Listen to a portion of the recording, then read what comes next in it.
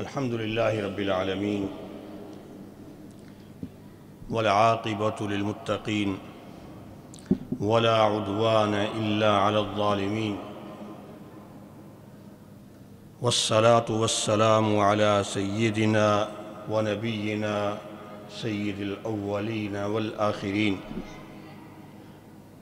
وعلى آله وأصحابه أجمعين ومن تبعهم بإحسان إلى يوم الدين وسلم تسليما كثيرا. رب اشرح لي صدري ويسر لي أمري واحلل عقدة من لساني يفقه قولي. يقول الله تبارك وتعالى: يا أيها الذين آمنوا أطيعوا الله يا أيها الذين آمنوا إذا لقيتم فئة فاثبتوا واذكروا الله كثيرا لعلكم تفلحون وأطيعوا الله ورسوله ولا تنازعوا فتفشلوا وتذهب ريحكم واصبروا إن الله مع الصابرين. ہر قسم کی حمد و ثنا اللہ وحدہ لا شریک کے لیے ہے. بے شمار لا تعداد درود و سلام پیارے پیغمبر حضرت محمد صلی اللہ علیہ وآلہ وسلم پر. اللہ تبارک و تعالی نے یہ کائنات پیدا فرمائی ہے اور اس میں اللہ تعالیٰ نے اپنے کچھ اصول قائم کیے. جب سے یہ دنیا قائم ہوئی اس وقت سے آج تک اور قیامت تک وہ اصول اللہ کے قائم ہیں، قائم رہیں گے. اللہ خالق ہے، وہی مالک ہے، وہی معبود برحق ہے اور حکم بھی اس کائنات میں اسی کا ہی چلتا ہے. وہی قادر مطلق ہے، جو چاہتا ہے کرتا ہے. اس اللہ نے اس دنیا میں اپنے بندوں کو پیدا فرمایا کہ سارے بندے اس اللہ کی عبادت اور پوجا کریں اور دنیا میں اس کائنات پر اللہ کا نظام قائم کریں. اس کے لیے اللہ تعالیٰ نے اپنے نبی اور رسول اور پیغمبر بھی بھیجے اور ساتھ ہی اس حق کی بات اور اصلاح کا کام اللہ تعالیٰ نے جو زندگی کا مقصد رکھا اس کو پورا کرنے والے ان کی رہنمائی کر کے ان کو اپنی طرف سے رسالت اور نبوت دے کر مبعوث فرمایا، تو ساتھ ہی مقابلہ کرنے والے بھی چھوڑے. حق اور حق والے بھی اور دوسری طرف باطل، فساد، شر اور شر والے بھی اللہ نے ساتھ ہی سامنے کھڑے کیے. آدم علیہ السلام کو پیدا فرمایا تو مقابلے میں ابلیس، اور آدم علیہ السلام سے لے کر ان کی ذریت، آدم علیہ السلام کی نسل، اولاد چل رہی ہے، قیامت تک چلے گی. اور ان کے مقابلے میں وہ ابلیس اور شیطان، وہ شر والے شیطان اور انسانوں میں سے شیطان بھی اللہ کا کلمہ مٹانے والے اور اللہ کے بندوں کو، اللہ کے نام لینے والوں کو اس دنیا سے ختم کرنے والے، وہ بھی اپنی ساری کوشش کر رہے ہیں. یہ اللہ کا نظام ہے.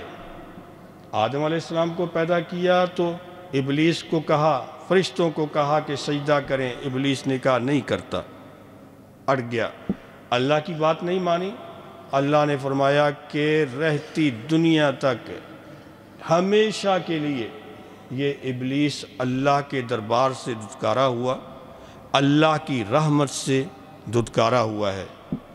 اور جو آدم علیہ السلام کے نقش قدم پہ چلے گا، ان کی اولاد، ان کی نسل، تو آخر ان کو کامیابی سے نوازنا ہے اور جنت میں بھی لے کے جانا ہے۔ اور جو ابلیس کا طریقہ اختیار کرے گا، اکڑے گا، حق کو مٹانے کی کوشش کرے گا، تو آخر اس کو دنیا میں بھی مٹانا ہے، آخرت میں تو اس کی نجات ہے، اس کے لیے عذاب ہے، نجات نہیں ہوگی۔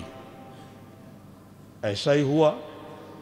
یہ سلسلہ ہم تاریخ میں سارے مسلمان جانتے ہیں، جہاں آدم علیہ السلام اور ابلیس کا مقابلہ ہوا، نوح علیہ السلام اور ان کی قوم کا آپس میں مقابلہ ہوا، ابراہیم علیہ السلام اور ان کی قوم اور مقابلے میں نمرود اڑ کر کھڑا ہوا، موسیٰ علیہ السلام آئے تو فرعون سے مقابلہ ہوا، سلسلہ چلتا رہا۔ اور اللہ نے ایک بات کا یہ وعدہ کیا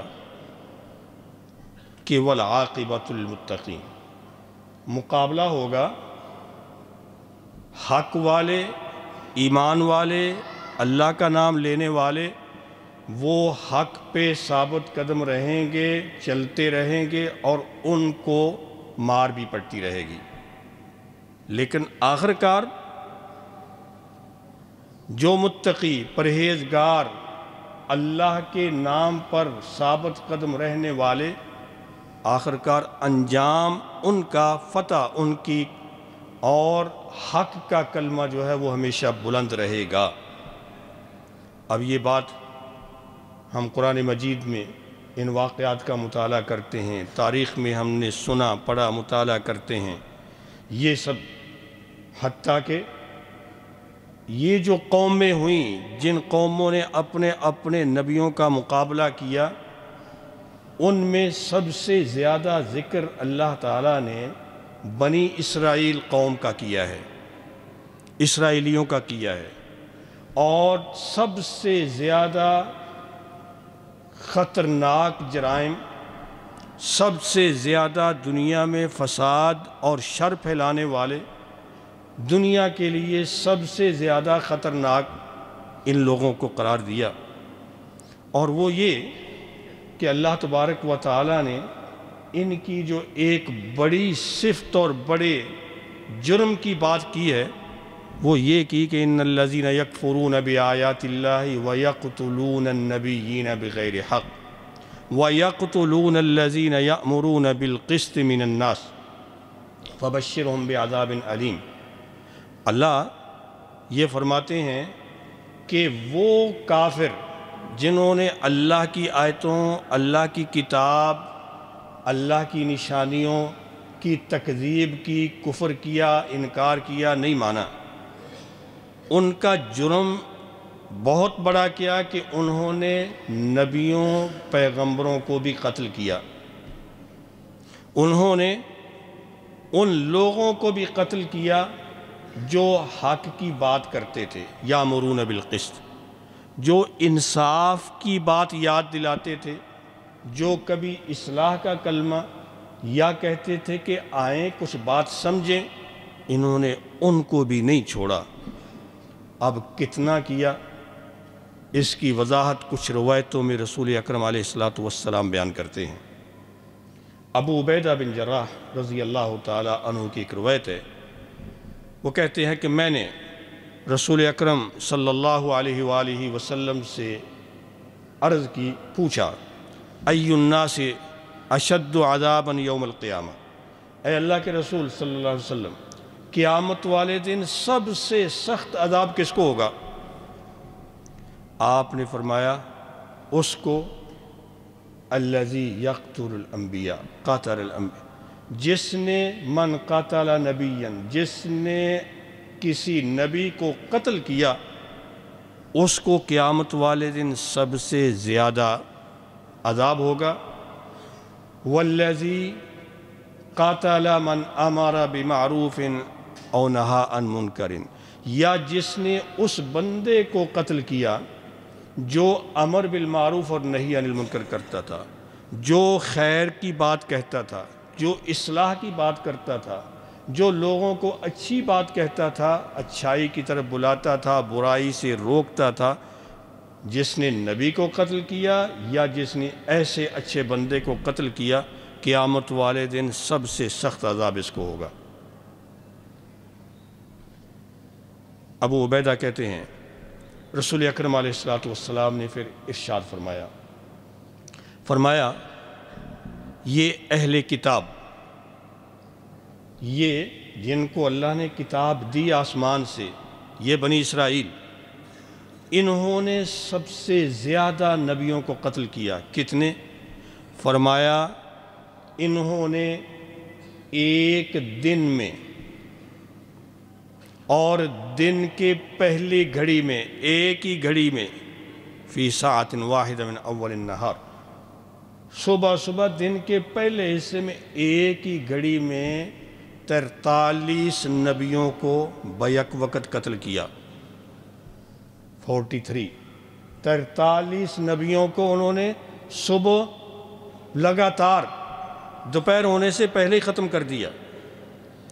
پھر فرمایا کہ ان کے مقابلے میں 170 بندے اٹھے، انہوں نے ان کو کہا کیا کر رہے ہو؟ اتنا بڑا ظلم، یہ تم کیا کر رہے؟ انہوں نے تمہارا کیا بگاڑا ہے؟ کیا نقصان کیا؟ کیوں اللہ کے ان بندوں کو تم مار رہے ہو؟ 170 بندے جو کھڑے ہوئے، انہوں نے شام ہونے سے پہلے ان سب کو بھی ختم کر دیا، ان کو بھی قتل کر دیا۔ اور ایک روایت میں یہ بیان کرتے ہیں کہ آپ نے فرمایا کہ ایک ہی دن میں ان ظالموں نے، ان مجرموں نے 300 پیغمبروں کو، 300 نبیوں کو قتل کیا۔ اور یہ تھا کہ اس وقت چونکہ اللہ تعالیٰ ایک ہی وقت میں کئی پیغمبر بھیجتا تھا، ایک ہی دفعہ اتنے نبیوں، اتنے لوگوں کو، اتنے اللہ والے بندوں کو قتل کیا، اور پھر شام کو اپنا بازار بھی سجا لیا۔ یعنی ایسا کہ احساس ہی نہیں کہ ہم نے کیا کیا ہے، کوئی دل میں ملال نہیں کہ ہم نے کتنے لوگوں کو اس دنیا سے ختم کر دیا، خون کیسا بہا دیا، اپنے اس جرم اور ظلم کا احساس ہی نہیں۔ یعنی یہ وہ قوم ہے، یہ وہ لوگ ہیں جنہوں نے اپنی تاریخ میں سب سے زیادہ اللہ والوں کو مارا، قتل کیا، اور مسلسل کرتے چلے آ رہے۔ موسیٰ علیہ السلام کے ماننے کے باوجود ان پر بھی طعن و تشنیع کی، عیسیٰ علیہ السلام پر بھی کیچڑ اچھالا، حتیٰ کہ ان کو سولی دینے کے لیے دوڑے، پھانسی دینے کے لیے اللہ نے ان کو اوپر اٹھا لیا، جو اللہ نے قرآن مجید میں 6 پارے میں ذکر کیا۔ حتیٰ کہ ہمارے پیارے پیغمبر حضرت محمد صلی اللہ علیہ وآلہ وسلم، آپ کو بھی نعوذ باللہ قتل کرنے، شہید کرنے کی پوری سازش کی، گوشت میں زہر ملا کر آپ کو کھلانے کی کوشش کی، اور اس گوشت کے کھانے سے ایک صحابی شہید بھی ہو گیا۔ اللہ نے آپ کو محفوظ رکھا، کیا کیا کیا۔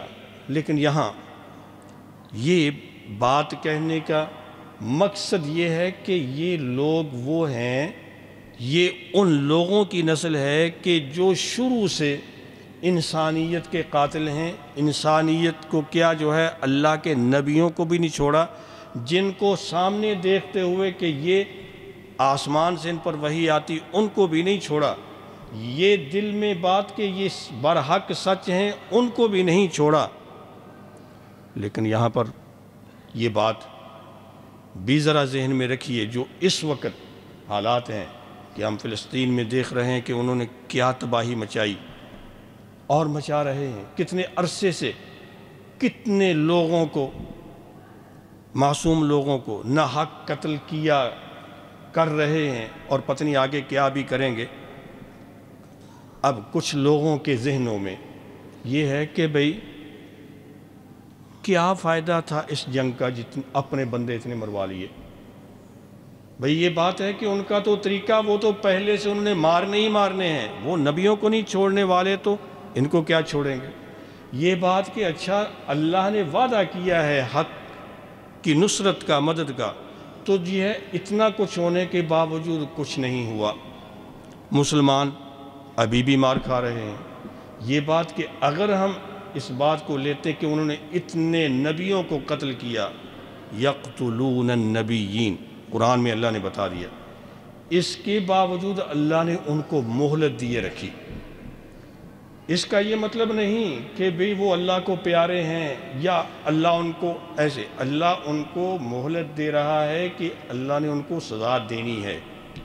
اللہ تعالیٰ نے اپنے ان بندوں کو مروا لیا، مدد نہیں آئی، اس وقت اتنے نبیوں کو یا اتنے ان کے ماننے والوں کو، ان کے پیروکاروں کو، کیا اللہ کی قدرت اس وقت نہیں چلتی تھی؟ اللہ کا حکم نہیں، اللہ وہی ہے، اس کی قدرت ہے، وہ تو صرف کن کہے تو سب کچھ مٹا دے اور پانسا پلٹ دے۔ لیکن یہ بھی کہ اللہ تعالیٰ اپنے بندوں کی بھی آزمائش کرتا ہے، امتحان دیکھتا ہے کہ یہ جو مر رہے ہیں، یہ حق کا کلمہ کہنے والے ثابت قدم اگر ڈٹے ہوئے ہیں تو کوئی پیچھے بھی ہے۔ یہ گویا کہ میری آپ کی ہم سب کی ایک قسم کی آزمائش اور امتحان ہے۔ لیکن بات یہ ہے، اصل جو بات دیکھنے اور سوچنے کی، سمجھنے کی ہے، جو اللہ نے قرآن مجید میں جس کی دعوت دی ہے کہ اللہ تعالیٰ کی مدد آتی ہے چاہے کچھ لیٹ ہو، لیکن مدد تب آتی ہے، فتح تب ہوتی ہے، کامیابی اور فلاح تب ہوتی ہے جب کچھ اس کے اسباب لوگ خود بھی مہیا کریں۔ جب لوگوں کی بس ہو جائے، لوگ چھوڑ جائیں، تو پھر تو اللہ اپنے بندوں کو ضرور سپورٹ کرتا، فتح دیتا ہے، لیکن اس سے پہلے اللہ باقی بندوں کی آزمائش کرتا، ان کے سامنے اسباب رکھے، ان کے سامنے جو مدد کے، فتح کے، نصرت کے اسباب رکھے ہیں، وہ ہمیں قرآن سے دیکھ کر سمجھنے کی ضرورت ہے، ان کو اپنانے کی ضرورت ہے۔ اگر اپنائے ہوئے ہیں تو بہت اچھی بات، لیکن آگے کچھ مزید کرنے کی ضرورت ہے۔ دیکھیں کہ ہم اس پہ چلتے ہیں کہ نہیں چلتے۔ وہ کیا ہیں؟ قرآن کی بہت سی آیات، لیکن ایک آیت میں اللہ نے کئی باتیں جمع کر دی اور ساتھ میں دوسری بھی۔ اللہ تبارک و تعالیٰ فرماتے ہیں، یا ایھا الذین آمنوا اذا لقیتم فئۃ فاثبتوا واذکروا اللہ کثیرا لعلکم تفلحون۔ اے ایمان والو، جب کافروں سے، دشمنوں سے، ان مجرموں سے، ظالموں سے تمہاری ملاقات، مٹھ بھیڑ ہو جائے، مقابلہ ہو جائے، تو فاثبتوا۔ اب پہلا اللہ کی طرف سے مدد آنے کے لیے پہلا جو سبق ہے، ثابت قدم، استقامت، ڈٹ جانا ہے۔ جب موقع آ گیا، وقت آ گیا، تو پھر ڈٹ جاؤ، یہ ہے فاثبتوا۔ اور اللہ تبارک و تعالیٰ کی مدد آتی بھی ثابت قدمی کے بعد ہے۔ جب اللہ دیکھ لیتا ہے کہ ہاں واقعی اب یہ ثابت قدم رہے، انہوں نے یہ ثبات اور یہ ڈٹ کر پاؤں پہ کھڑے رہے ہیں، کلمہ بلند کرتے رہے ہیں، تو پھر اللہ تعالیٰ مدد بھیجتا ہے۔ کم من فئۃ قلیلۃ غلبت، چاہے تھوڑے ہوں لیکن اللہ تعالیٰ مدد کرتا ہے۔ ایک یہ بات، اور اگلی کیا ہے؟ وَاذْكُرُوا اللَّهَ كَثِيرًا لَعَلَّكُمْ تُفْلِحُونَ۔ اختصار سے بات کروں گا تاکہ جو ہے، ورنہ ہر بات پہ جتنی بھی تفصیل چاہیں تو آیتیں موجود ہیں۔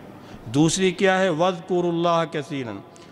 دوسرا عمل یہ ہے کہ جب تم ایسے کسی حالات میں پڑھو تو اللہ کا ذکر زیادہ کرو۔ کہیں مقابلہ مسلمانوں کا غیر مسلموں کا چل رہا ہے تو مسلمان اللہ کا ذکر زیادہ کریں۔ وہ ذکر جو بھی زبان پہ آ رہا ہے، وہ کو اللہ اکبر ہے، وہ سبحان اللہ ہے، وہ لا الہ الا اللہ ہے، وہ کچھ بھی ہے، وہ قرآن کی تلاوت ہے، وہ نبی علیہ السلام پر درود، لیکن ذکر زیادہ کرو۔ تم زیادہ ذکر کرو گے تو پھر کیا ہوگا؟ فلاح ہوگی، تفلحون، کامیابی پھر آئے گی۔ ایک دشمن کے مقابلے میں ڈٹنا، دوسرا یہ ذکر، بلکہ یہ بات بیان ہوئی کہ ثابت قدمی حقیقت میں اللہ کا ذکر کرنے سے آتی ہے۔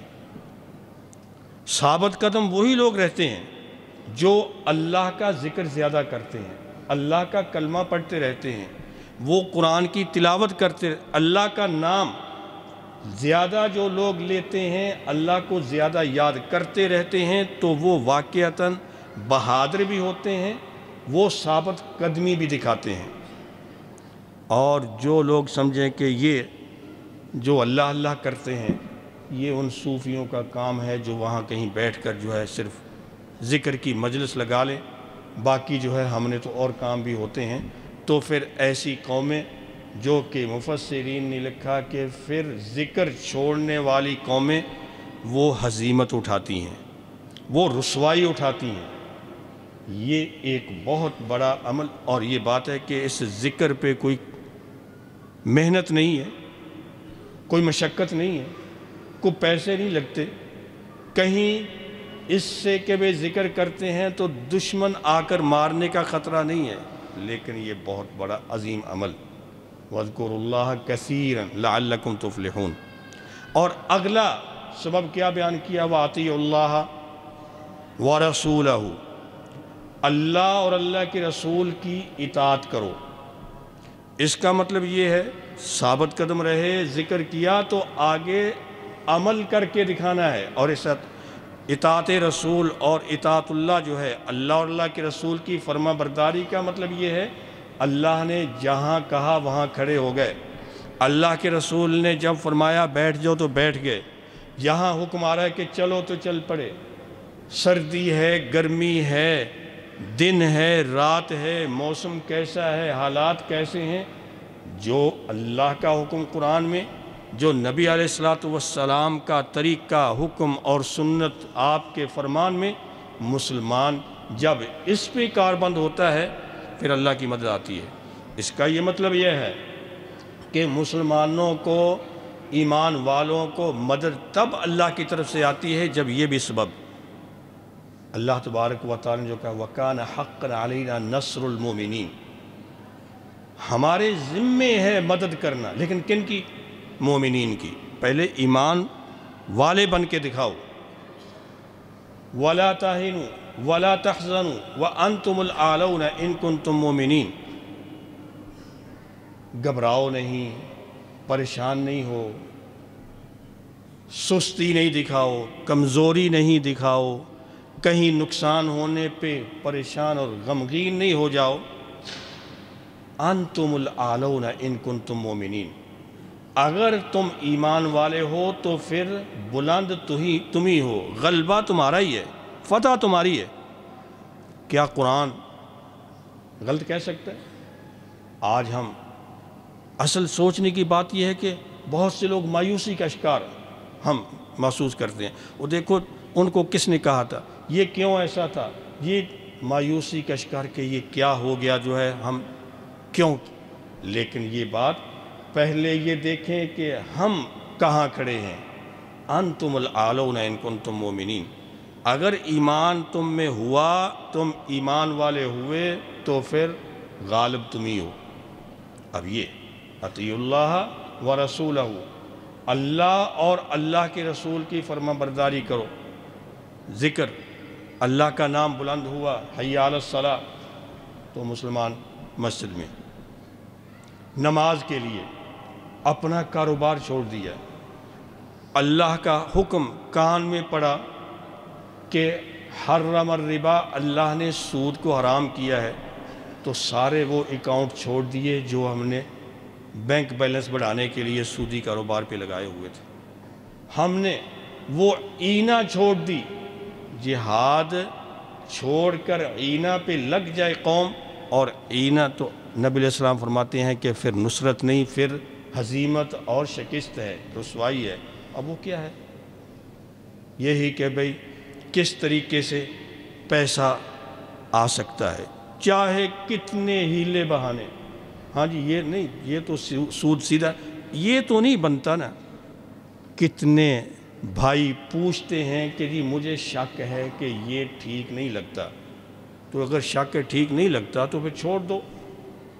نہیں لیکن آپ بتائیں نا، اگر آپ کوئی شکل نکال دیں تو، کیونکہ پیسے بھی تو چاہیے نا، ہم ہیلے بہانوں سے حرام کی طرف، اللہ کا کلام چھوڑنے کی طرف، اللہ کے رسول کا حکم چھوڑنے کی طرف، تو پھر کیا ہے؟ اطیعوا اللہ ورسولہ۔ اگلا حکم کیا ہے؟ وَلَا تَنَازَعُوا فَتَفْشَلُوا وَتَذْهَبَ رِيحُكُمْ۔ آپس میں تنازع نہیں کرو، آپس میں اختلافات نہیں کرو، آپس میں تفرقہ بازی نہیں ہو، گروپ بازی نہیں ہو، آپس میں جھگڑا نہیں ہو، بلکہ کیا ہے؟ آپس میں اتفاق، اتحاد، پیار محبت، ایک جان ہو کر، ایک قوم ہو کر، ایک ہو کر، شیشہ پلائی ہوئی دیوار کی طرح سب کھڑے ہو گئے۔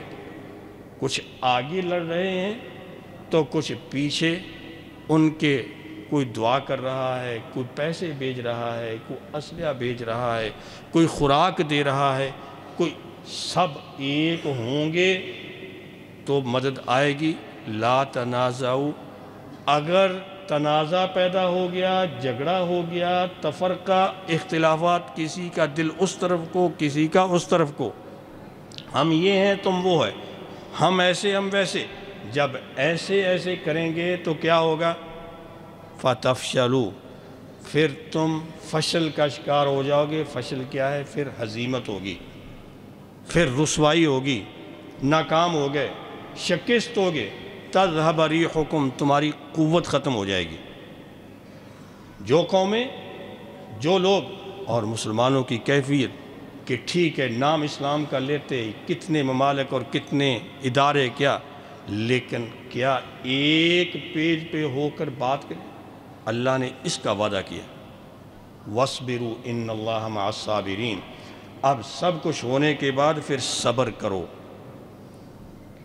اگر نقصان ہو گیا، جانی ہو گیا، مالی ہو گیا، گھر بار نہ رہا، بچے نہ رہے، تو صبر کرو، جزا فضا نہیں، اللہ کی مدد آئے گی۔ ان اللہ مع الصابرین، اللہ نے وعدہ کیا، اپنی تیاری کرو، یہ بھی سبب ہے۔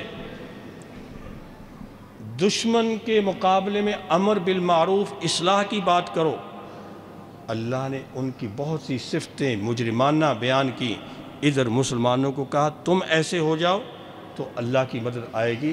آئیں ہم یہ دیکھیں کہ اگر اتنے عرصے سے ہمارا فلسطین کا مسئلہ، پھر کشمیر کا مسئلہ، اور پھر اس غزہ میں جو کچھ ہوا، وہاں پر ہماری مسجد اقصیٰ جو مسلمانوں کا اثاثہ، ہم کچھ کر کیوں نہیں پا رہے؟ کچھ کر نہیں پا رہے، کٹھے ہوتے کرتے ہیں لیکن کچھ نہیں۔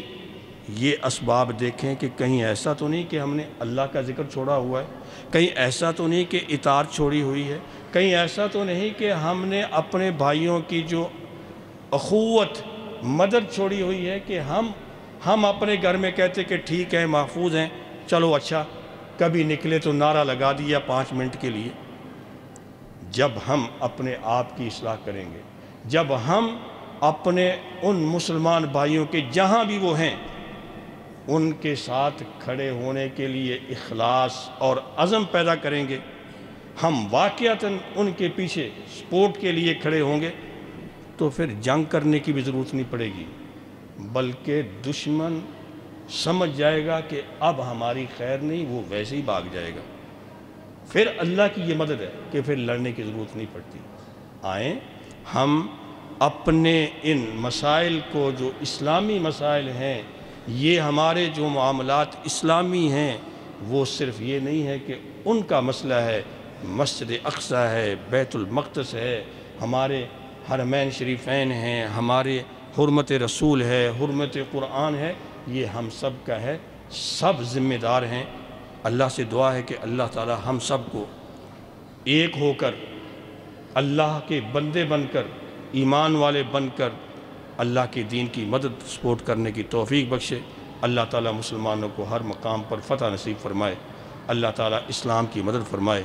وآخر دعوانا الحمد للہ رب العالمین۔ الحمد للہ نحمده ونستعینه ونستغفره ونعوذ باللہ من شرور انفسنا وسیئات اعمالنا، من يهده الله فلا مضل له ومن يضلل فلا هادي له، وأشهد أن لا إله إلا الله وحده لا شريك له، وأشهد أن محمدًا عبده ورسوله صلى الله عليه وعلى آله وأصحابه ومن تبعهم بإحسان إلى يوم الدين وسلم تسليماً كثيراً. أما بعد، فيا عباد الله، اتقوا الله حق التقوى واتبعوا الحق واعملوا به وانصروه الله ينصركم.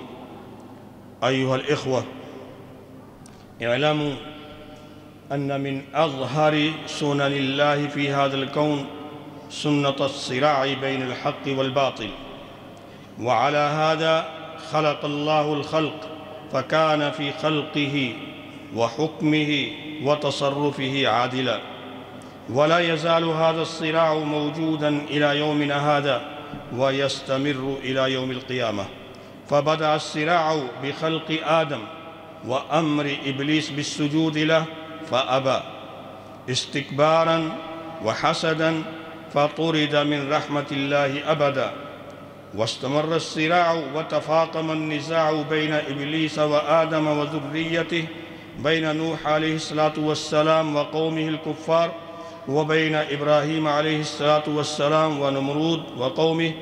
إنه لصراع بين الخير والشر، وبين أولياء الرحمن وأولياء الشيطان على مدار التاريخ، حتى بعث الله عز وجل الرسل والأنبياء لأقوام مبشرين ومنذرين، فاعترضهم أهل الشر والفساد وعارضوهم وواجهوهم وقاتلوهم حتى قتلوهم.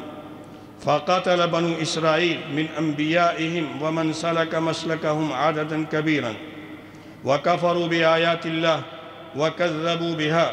قال تعالى: إن الذين يكفرون بآيات الله ويقتلون النبيين بغير حق ويقتلون الذين يأمرون بالقسط من الناس فبشرهم بعذاب أليم.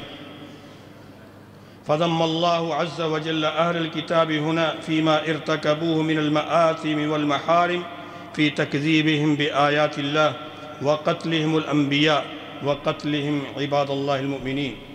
فقد جاء في حديث أبي عبيدة ابن الجراح رضي الله عنه قال: قلت يا رسول الله، أي الناس أشد عذابا يوم القيامة؟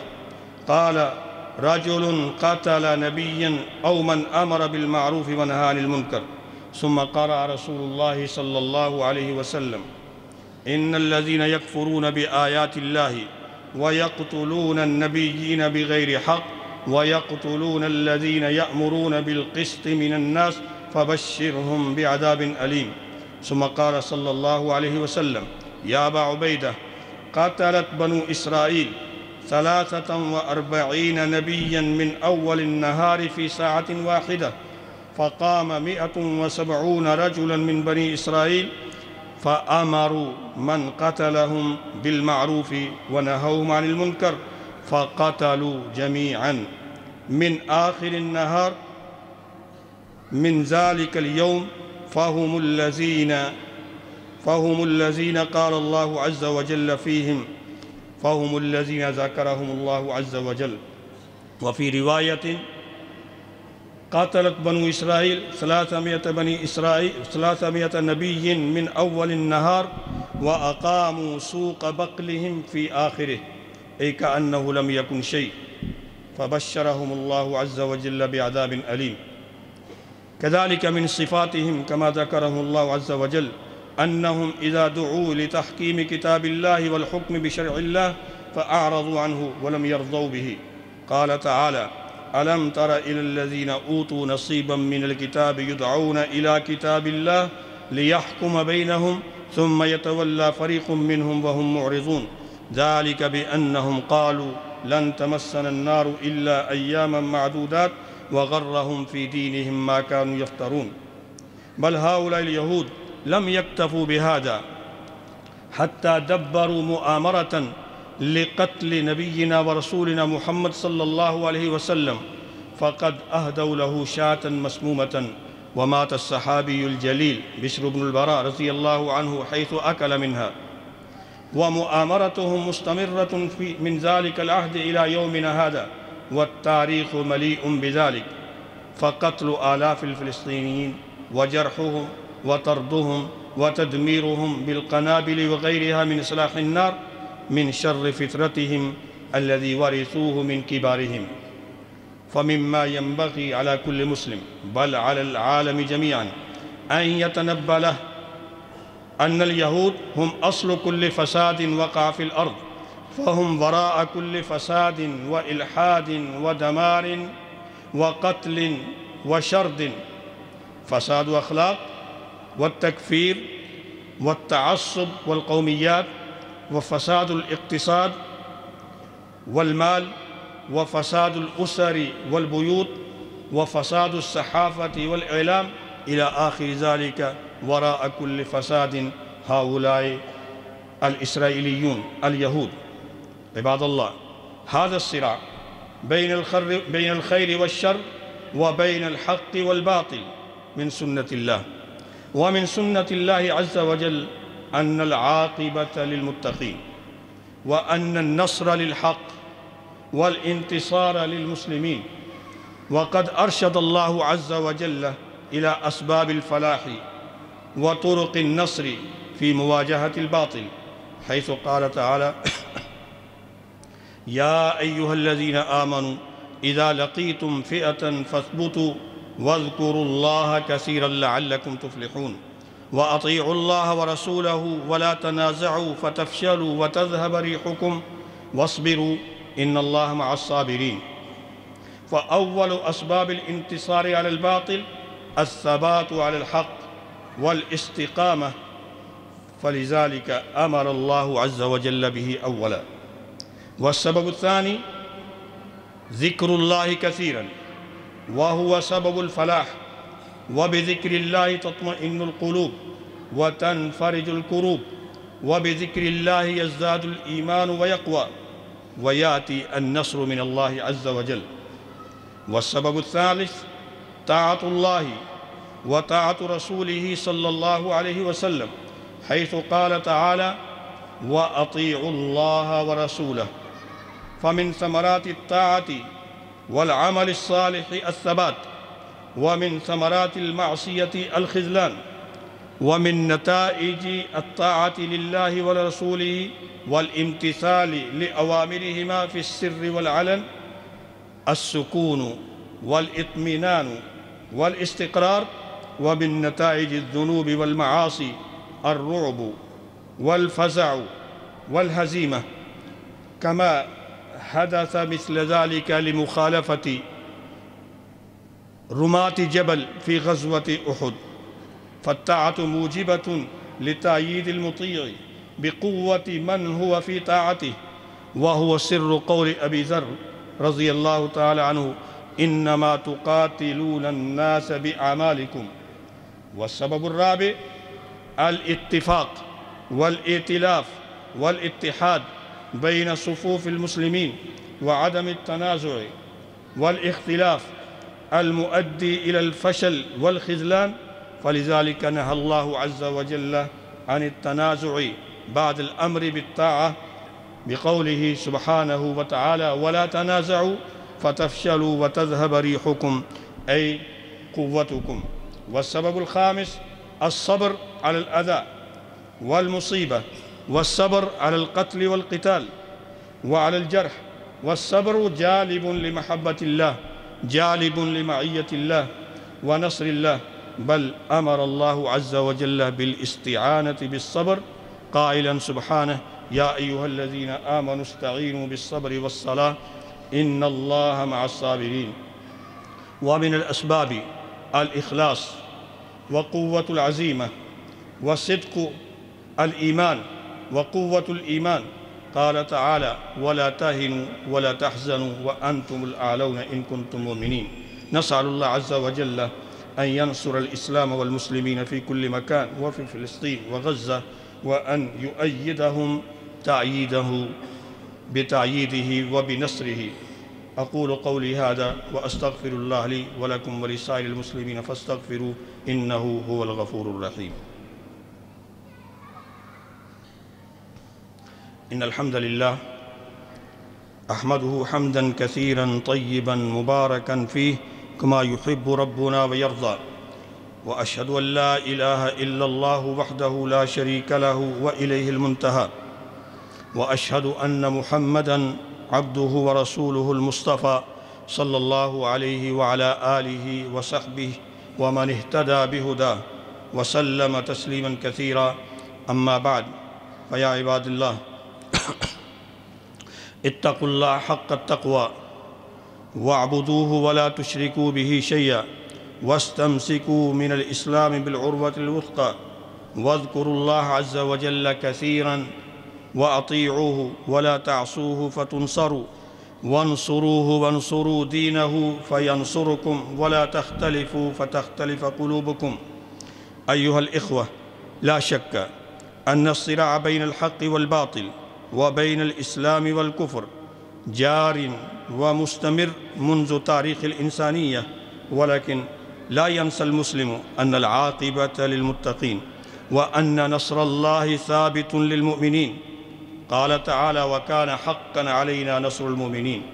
وتنزل هذه النصرة من الله عز وجل مع الإيمان والعمل الصالح والطاعة والثبات والصبر وإعداد العدة وإقامة الأخوة الإيمانية فيما بينهم بالاتفاق والائتلاف، ونصرة المسلم للمسلم وكشف كرباته، لقوله تعالى إن تنصروا الله ينصركم ويثبت أقدامكم. وقال صلى الله عليه وسلم من نفس عن مؤمن كربة من كرب الدنيا نفس الله عنه كربة من كربات يوم القيامة. وإذن قال والله في عون العبد ما كان العبد في عون أخيه. أيها الإخوة، فانصروا إخوانكم في فلسطين، وقفوا مع قضية فلسطين، مع قضية المسجد الأقصى وقضية كشمير، ودافعوا عن الإسلام وعن مقدسات الإسلام، عن الحرمين الشريفين وعن المسجد الأقصى وعن جميع حرمات المسلمين. ألا صلوا وسلموا على نبيكم كما أمركم الله عز وجل بقوله إن الله وملائكته يصلون على النبي يا أيها الذين آمنوا صلوا عليه وسلموا تسليما. وقال النبي صلى الله عليه وسلم من صلى علي صلاة صلى الله عليه بها 10. اللهم صل وسلم وبارك على نبينا ورسولنا محمد وعلى آله وأصحابه وأعوانه وأتباعه ومن تبعهم بإحسان إلى يوم الدين. اللهم انصر الإسلام والمسلمين، اللهم انصر الإسلام والمسلمين، اللهم انصر المسلمين في كل مكان، اللهم انصر المسلمين في فلسطين، اللهم انصر المسلمين في غزة، اللهم انصر المسلمين في كشمير، اللهم انصرهم نصرا مؤزرا. اللهم أعز الإسلام والمسلمين وأذل الشرك والمشركين ودمر أعداء الدين. اللهم أهلك الكفرة الذين يصدون عن سبيلك، ودمر أعداء الإسلام اليهود الذين يقتلون عبادك المؤمنين. اللهم دمر ديارهم وشتت شملهم وفرق جمعهم وخرب بنيانهم وأنزل بهم بأسك الذي لا ترده عن القوم المجرمين. اللهم آمنا في أوطاننا وأصلح أئمتنا وولاة أمورنا، ولا تسلط علينا من لا يرحمنا برحمتك يا أرحم الراحمين. سبحان ربك رب العزة عما يصفون وسلام على المرسلين والحمد لله رب العالمين.